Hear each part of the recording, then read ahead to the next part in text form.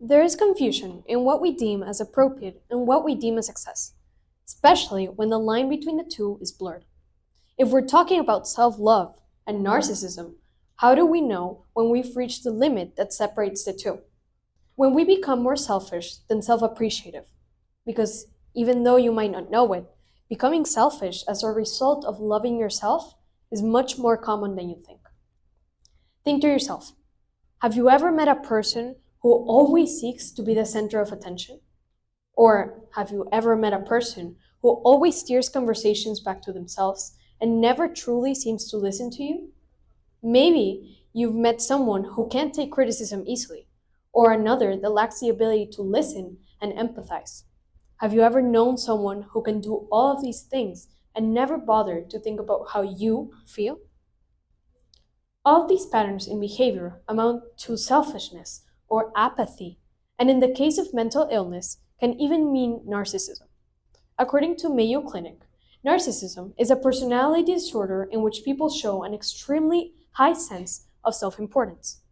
This is a person focused on themselves and who oftentimes lacks the ability to care about others. We're not all narcissists, but sometimes we stand near the edge of selfishness, often present to our excess self love. We all know how to do one thing: love ourselves. Maybe it's a little bit or a bit too much, but there is something about our own person that we love. I love my eyes. Maybe you love that you're intelligent. And loving ourselves will never be wrong, but loving ourselves a little too much to the point where we let go of our values, that can end up being an issue. And as little as you can expect it, it's honestly very common, especially with the rise of social media. We see it everywhere, from advice to glorified behaviors where people put themselves first, before everyone else. But ultimately, shouldn't we all be in the same position? Don't we all deserve to be respected and valued in the same way? And all of this amounts into simple but somehow harmful behavior.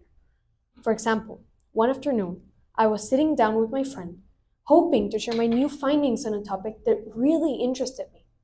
However, my friend was constantly checking her phone and mindlessly floating past her conversation.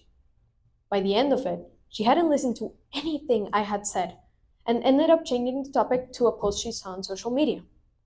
That made me feel like I had little importance, like anything I said would, wouldn't matter at all to her, because at that moment, no one cared to listen. Throughout a series of interviews with some of my friends, around 6 girls from ages 12 to 15, it became evident that many of us shared similar experiences. Most of us admitted that we didn't feel heard or understood in conversations, interactions, and more.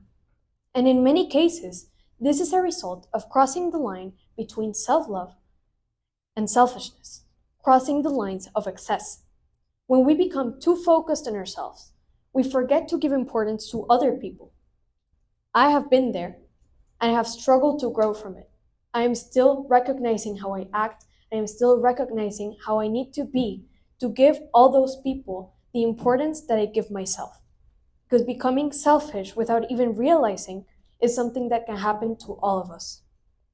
Exploring the fine line between self love and selfishness, and highlighting the impact of excessive self focus on our relationships through personal stories and interviews, we can see that basic skills we use to develop in society, like listening, understanding, and empathizing, are being replaced by the practice of selfishness.